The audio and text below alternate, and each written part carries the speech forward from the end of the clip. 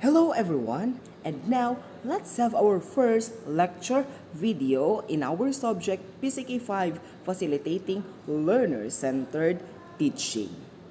Our lesson in this morning is none other than Unit 1 Learner-Centered Teaching Foundations and Characteristics. We all know that the nature of our subject centers on learner-centered approaches. But before we go to those approaches, of course, let's know first its foundation as well as characteristic.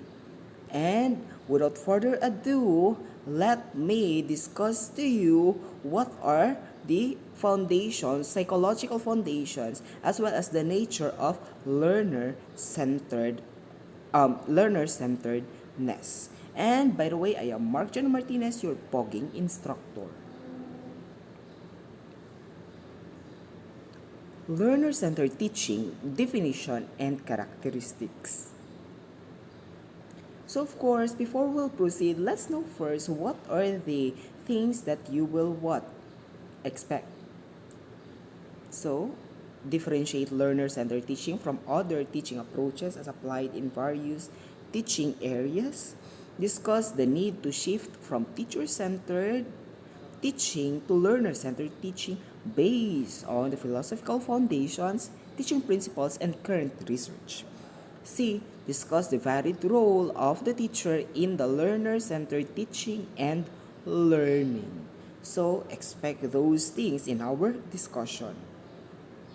And of course, before we'll proceed to the psychological foundation, let's define first what is learner-centered. So always remember this acronym. So we have the ACES or the what? A stands for active learning, C stands for collaboration, E stands for exploration of knowledge, and S stands for students' engagement. So when we talk about active learning, so therefore, the students are what? Active participants of the teaching learning process. Collaboration, it means that the students needs to work together. And of course, E for exploration of knowledge. Therefore, they will tend to discover their own learning. And students' engagement, it is what? The students must be engaged in the said process. So, always remember ACES. And we have the 5 characteristics of learner-centered teaching. Number 1, learner-centered teaching engages students in hard, messy work of learning. According to the Principles of Learning 1 by Horn and Pine, 1990, they stated that learning is an experience which occurs inside the learner and is activated by the learner. So therefore, we need to engage the students in the teaching learning process. Our role as a teacher will serve as a facilitator that will facilitate their active participation on the said process. So therefore, as a teacher in facilitating this one, we need to provide what? Challenging activities that will enable the students to work hard and have or even have a messy work for them to learn meaningfully. And we also have number 2, learner-centered teaching includes explicit skill instruction. So explicit skill instruction is necessary for us what? Teacher, because we tend to be what? To serve as models to our students. In the sense that they will emulate the positive what? Characteristics that we possess. And always remember that according to the principles of learning, it's stated there that learning is a consequence of what? Experience. That is why the students must also be engaged with what? Experiencing their own knowledge, and with that, we need to be included with that certain process for them to be able to gain skills. And of course, number 3, learner-centered teaching encourages students to reflect on what they are learning and how they are learning. So again, according to the Principles of Learning by Horn and Pine, stated there that learning is a consequence of experience, and learning is the discovery of personal meaning and relevance of ideas. That is why, as a teacher, we need to let our students learn by reflecting on what they are doing. So, therefore, they could be able to modify what they already learn by simply reflecting on which certain part they do have mistake and how to improve that or how to change that mistake into a correct one. Okay? Number 4. Learner-centered teaching motivates students by giving them some control over learning processes. According to the learner-centered psychological principles, category 1, it is the cognitive and metacognitive factors. We have the number 1, the nature of the learning process. The nature of the learning process, it is intentional. So therefore, the students are not forced. Therefore, they will be the one who will activate the learning. So therefore, they will be the one who will what? Who will push themselves or have that what we call intrinsic motivation to learn. And number 5, we have the learner-centered teaching encourages collaboration. By working in groups, of course, the students could be able to achieve one of the pillars of education, which is the learning how to live together. So, in this way, the students could learn interdependently. Again, interdependently. Because we have this old saying, two heads are better than one. And now, we are done with the 5 characteristics. And now, let's proceed to the paradigm shift from teacher-centered to learner-centered teaching. So therefore, we will discuss different philosophies that will enable us to see how does this shift happen from the teacher-oriented class to learner-oriented class. Okay, so let's start with teacher-centered philosophies, starting with essentialism. So the aim of education of essentialism is of course to teach the basic subject using mastery learning to instill all students with the most basic knowledge, skills, character development. So therefore, essentialism, we will teach what are essential to the students. So we tend to go back with the basic. And of course, what is the content of the curriculum of essentialism? It focuses more on 3 R's or the writing, reading, as well as arithmetic. Again, as what I've said earlier, that it is what? Back to basics. Therefore, the subject focus here are more on math, not sci, foreign language. So those are the basic language, diba, in elementary. And of course, the methods of teaching of essentialism. It is more on lecture, so therefore you could really see that it is teacher-centered. And we also have memorization, so it works only in the mind. And of course, mastery learning. When we talk about mastery learning, is you cannot proceed to the another level without mastering first the first level. And here comes the role of the teacher. Of course, the teacher should be expert of the content. Therefore, why? Because the teacher serves as the fountain of knowledge. So, the dispenser of knowledge to the students. Therefore, in a classroom setting, the students will just sit and the teacher will dispense knowledge to them. And of course, disciplinarian and center of students' learning. As what I've said earlier, that essentialism is a teacher-centered philosophy. And of course, the role of the students. So what will be the role of the students? If they will just sit, of course, they will just listen as well as learn. So they will be passive participant of the teaching learning process. And of course, trust the teacher knows best. So, di ba, we have the saying, mother knows best. But here, teacher knows best. That is the nature of essentialism. So what are the key terms that you need to remember in essentialism? Teacher-centered, back to basics, 3 R's. Always remember those key terms. And aside from essentialism, we also have perennialism. What do you think the content of this perennialism? So we have the aims of education to teach the things that one deems to be everlasting importance, to develop rational and moral powers of the learners. Because the main nature of this perennialism is they could be able to train an individual intellectually or to think critically, because in perennialism it doesn't believe in change.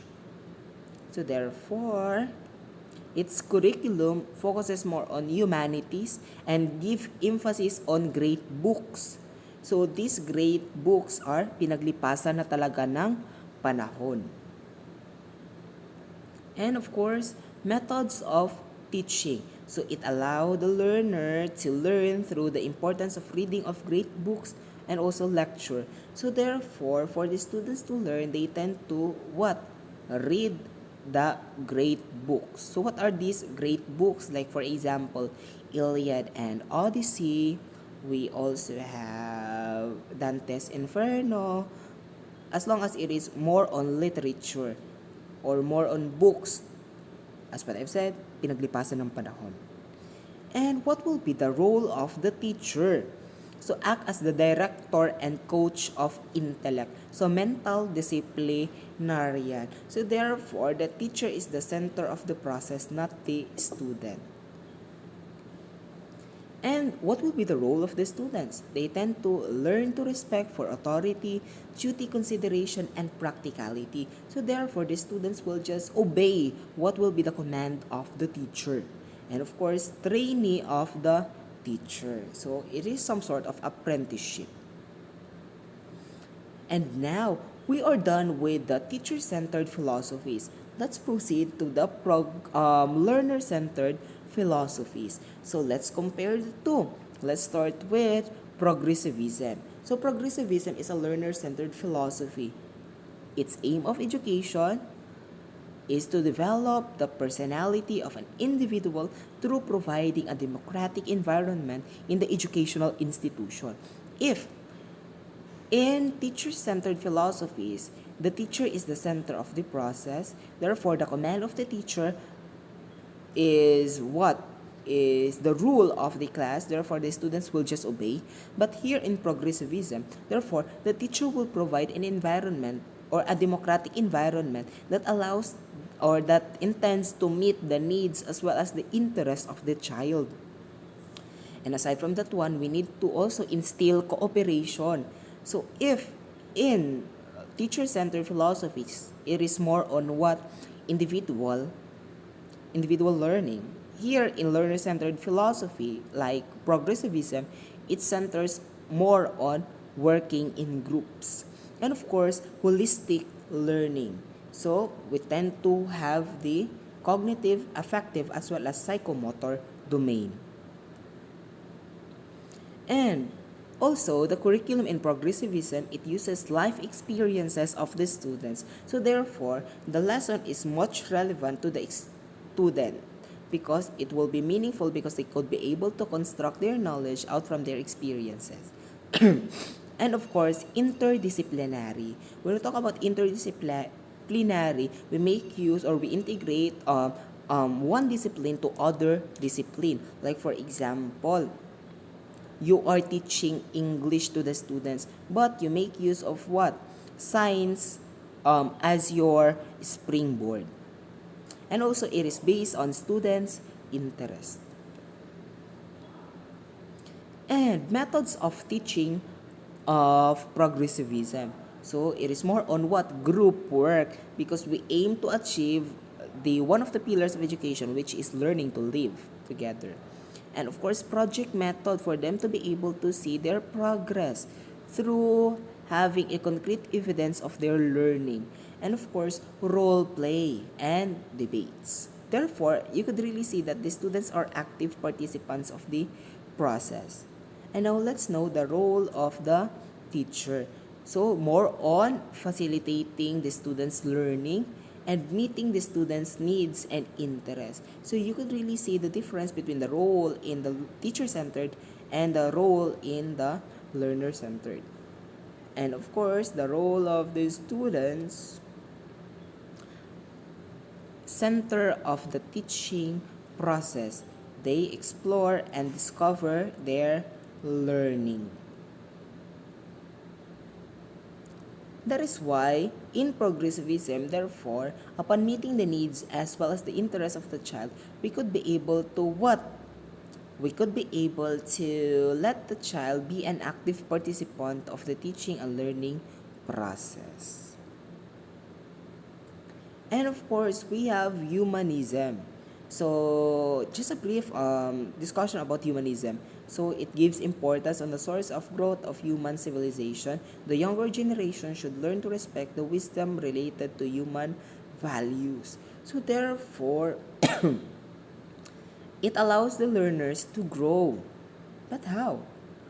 Because its curriculum centers not only in cognitive but also in affective domains. Therefore, in humanism, it teaches the students how to be human and methods of teaching activities that motivates the learners. And of course, the role of the teacher is facilitator and the role of the students are self-motivated on their studies, desire to learn their own. So the best example of that one is through this modality. Upon watching this video, you could be what? It depends on you if you will motivate yourself to learn. So therefore, it is more on what? Intrinsic motivation to learn. And lastly, we have constructivism.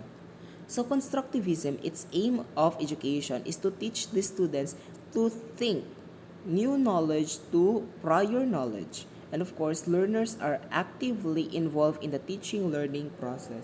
So when we talk about constructivism, it is what? Linking the prior knowledge to the new knowledge of the students. And of course, in constructivism, curriculum is in spiral, like what we have in the K-12 curriculum. And of course, it starts from simple to complex lesson. Therefore, the same subject, but it has an increasing complexity. And of course, the methods of teaching of constructivism is of course experiments. Therefore, the students are engaged in learning and projects, field trips, modeling, coaching, and even scaffolding. And of course, what will be the role of the teachers? So they will serve as facilitator to facilitate the students' learning and guide the students by asking them questions and give the students opportunity to participate. As what I've said earlier, that the students must be an active participant of the teaching and learning process. And now, here comes the role of the students. The role of the students, they must be what? Active participant as well as builder of knowledge. Therefore, as a teacher, we need to build strong foundation of our students for them to be able to link the new information that they gain to what they have on their prior knowledge. So those are the things that you need to remember when we talk about introducing the learner-centered teaching as well as learning. That is why here comes a quotation from Benjamin Franklin. We have, "Tell me and I forget. Teach me and I remember. Involve me and I learn. Therefore, we need to make use of learning by doing. Or, shall I say, the student must be the center, or we will allow the students to discover or explore his or her own knowledge. In that way, they could really have a meaningful learning." Thank you so much for watching. If you have questions, you may leave it in the comment section below. And of course, I am your teacher, Sir Mark Jan M. Martinez, your pogging instructor.